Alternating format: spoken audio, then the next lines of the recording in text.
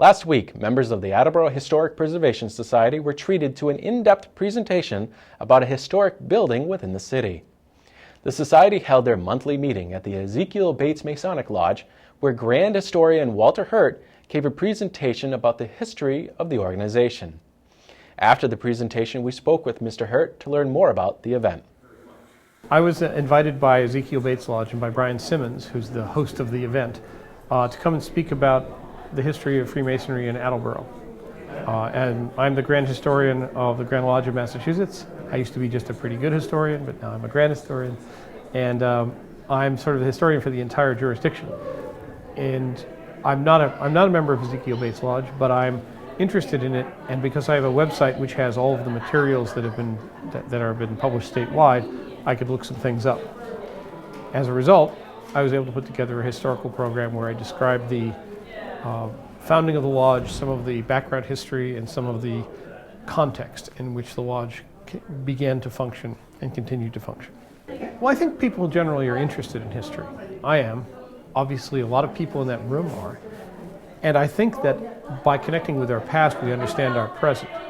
In the talk, I made reference to a German word, which I speak German, so there's a word, Geschichte, wonderful word, hard to pronounce. And it means history, but it also means story.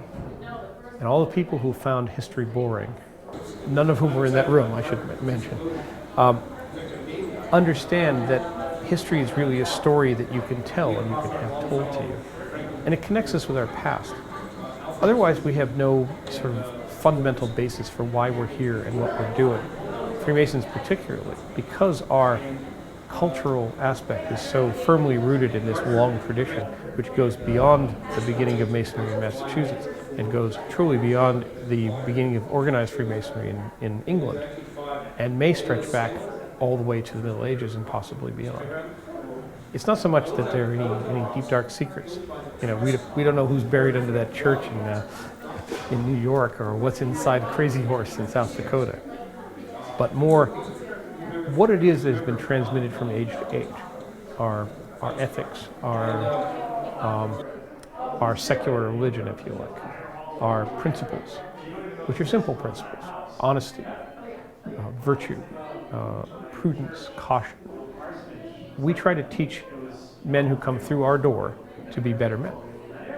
Now, we only take in good men, so we like to think we do a little bit to make them better, not just when we're conferring our degrees, but all through their lives. They come in, they become better fathers, better husbands, better members of the community, better leaders, better speakers.